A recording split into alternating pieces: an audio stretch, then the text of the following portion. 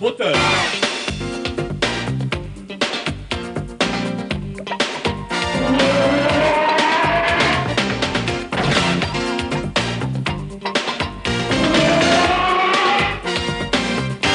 Ça tourne.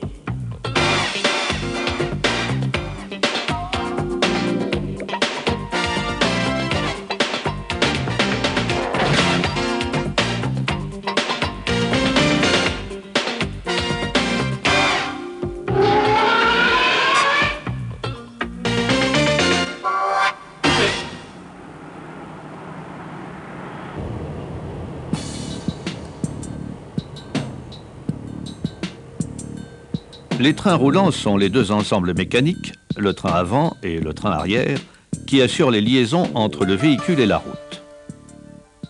Pour assurer correctement ces fonctions, les roues de chaque train roulant doivent se trouver dans une position bien précise par rapport au sol. Cette position est en dynamique, c'est-à-dire en roulage, celle qui assure le meilleur comportement routier. Elle prend en compte la déformation des articulations élastiques, la réaction des pneumatiques et les variations de suspension. Pour des raisons pratiques, cette position est définie en statique par des mesures forcément différentes parce que n'étant plus soumise à des contraintes et dont on trouve la valeur dans les tableaux de contrôle.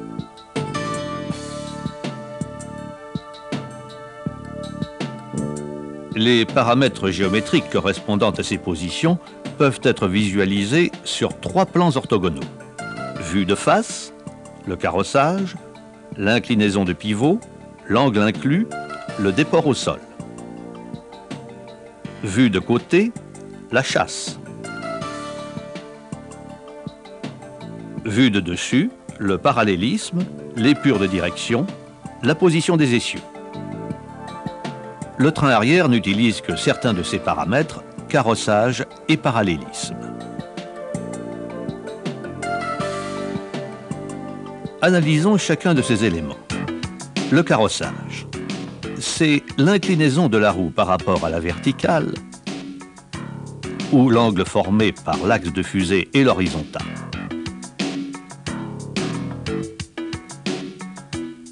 Le carrossage est positif lorsque les roues convergent vers le bas. Il est négatif lorsqu'elles convergent vers le haut.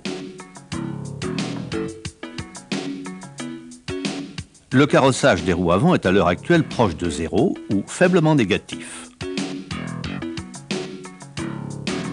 Au contraire, on trouve fréquemment un important carrossage négatif sur les roues arrière, ce qui améliore la stabilité. La stabilité est compromise par la dérive des pneumatiques. La dérive a pour origine la déformation des pneus lorsqu'ils sont soumis à une force latérale.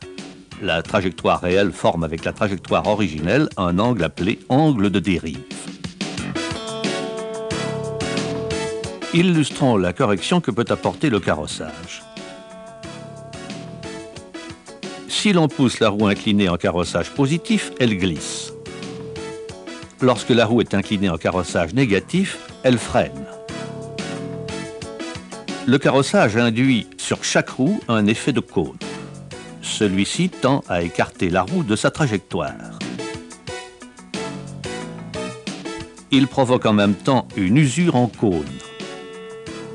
Une modification du parallélisme compense les inconvénients induits par le carrossage. L'inclinaison de pivot. C'est l'angle formé par la verticale et l'axe de pivot. Il permet le rappel de la direction lors des braquages à faible vitesse. Lors du braquage, le véhicule se soulève puisque l'axe est incliné et l'effet de son poids crée un couple sur l'axe de pivot qui a tendance à ramener la roue en ligne droite. L'angle inclus est formé de l'addition de deux valeurs, inclinaison de pivot et carrossage. L'angle inclus peut être exprimé d'une façon différente. Il représente alors l'angle d'inclinaison de pivot auquel on ajoute le carrossage, angle que forme l'axe de fusée avec l'horizontale, plus 90 degrés. L'angle inclus est obtenu à la construction par la forme du pivot. une valeur hors tolérance indique que le pivot est déformé.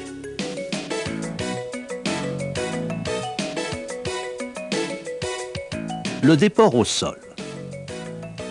C'est la distance au sol entre l'axe d'articulation du pivot et le centre de la surface de contact du pneumatique sur le sol. Le déport est positif lorsque le point de contact de la roue avec le sol est extérieur à l'axe de pivotement. Nul si les deux axes coïncident. Négatif lorsque le point de contact est intérieur par rapport à l'axe de pivotement.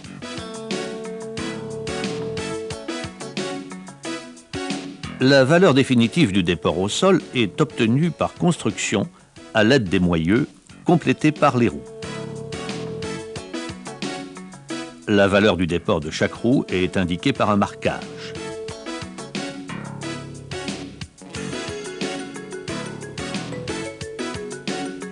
Il convient de se méfier des panachages de roues en cas d'instabilité au freinage.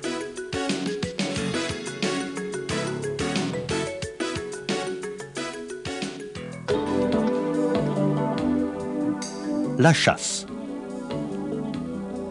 La chasse est l'angle formé par l'axe de pivot et la verticale, le véhicule étant vu de côté.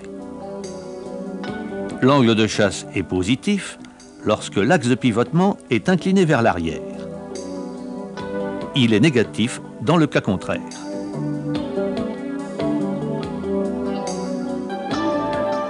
Son but est de placer l'axe de pivotement de la roue en avant du point de contact du pneu au sol. L'écart séparant les deux points est appelé chasse-distance. C'est cette distance qui provoque, en dynamique, le rappel des roues en ligne droite. Sur cette maquette, la chasse est nulle. L'axe de pivot et le point de contact au sol sont confondus. Si l'on braque la roue directrice, l'ensemble va se montrer incapable de reprendre une trajectoire rectiligne. Sur la même maquette, la chasse est réglée pour que l'axe de pivotement vienne en avant du point de contact avec le sol. Lors de la manœuvre, la roue se trouve en remorque et reprend sa trajectoire. L'angle de chasse est positif. Suivant ces options, un constructeur peut adopter un angle de chasse négatif. Il y a lieu dans ce cas de désaxer la roue par un déport pour retrouver une chasse-distance positive.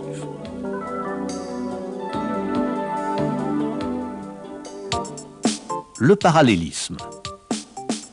C'est l'angle que forme le plan de la roue et l'axe longitudinal du véhicule. Le parallélisme peut être exprimé en millimètres. C'est alors la différence de distance entre les bords avant et arrière des roues d'un même essieu. Il y a ouverture si les roues convergent vers l'arrière du véhicule. On dit alors que le parallélisme est négatif. Il compense le carrossage négatif.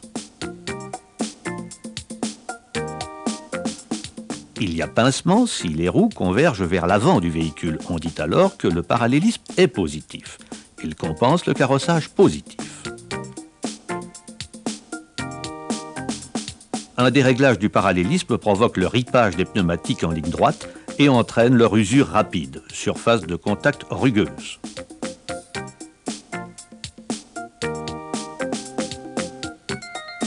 L'épure de direction. Afin d'éviter le ripage en virage, les roues d'un véhicule doivent parcourir des cercles ayant un centre commun. La roue directrice extérieure décrit un cercle plus grand que celui de la roue intérieure. Son angle de braquage est donc plus faible. Cela est rendu possible par l'orientation des leviers de direction qui forment par rapport à chaque roue un angle constant obtenu en fabrication.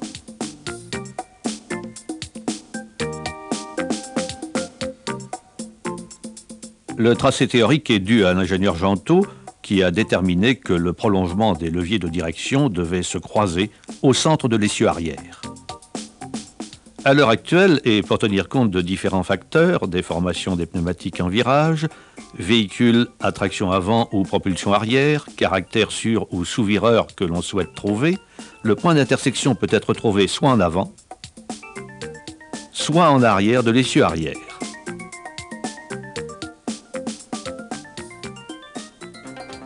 Il existe d'autres éléments liés à la géométrie des trains roulants, mais dont l'incidence est ressentie en dynamique.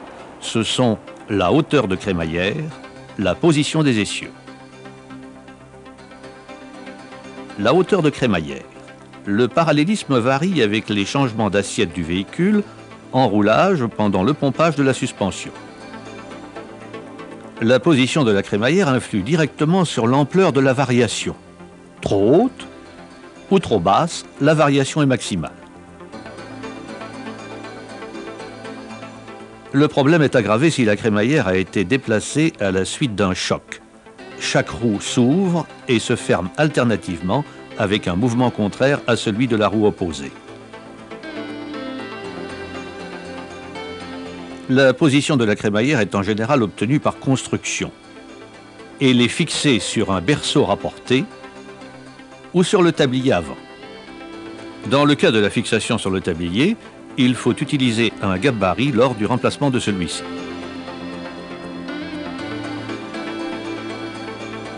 Le train arrière très élaboré de la 605 dispose d'un système de gestion du parallélisme qui produit un effet similaire à celui que donne une crémaillère et que l'on exploite pour améliorer le comportement routier.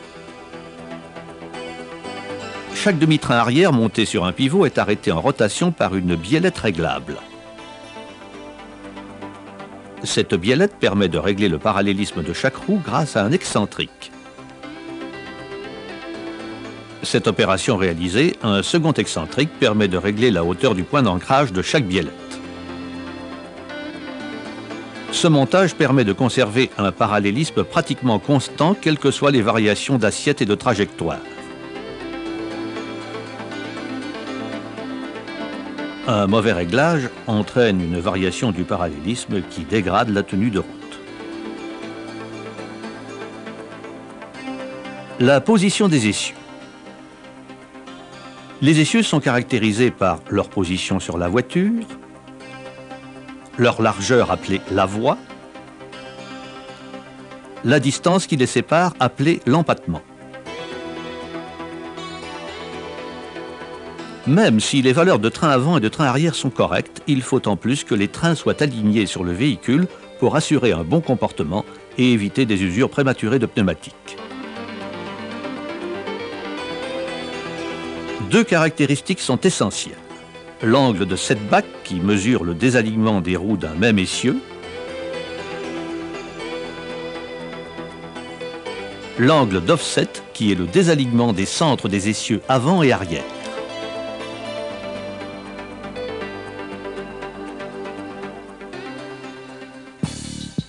Voici terminé ce tour d'horizon des caractéristiques des trains roulants. Nous avons vu l'importance de chaque valeur et les effets d'un déréglage de celle-ci.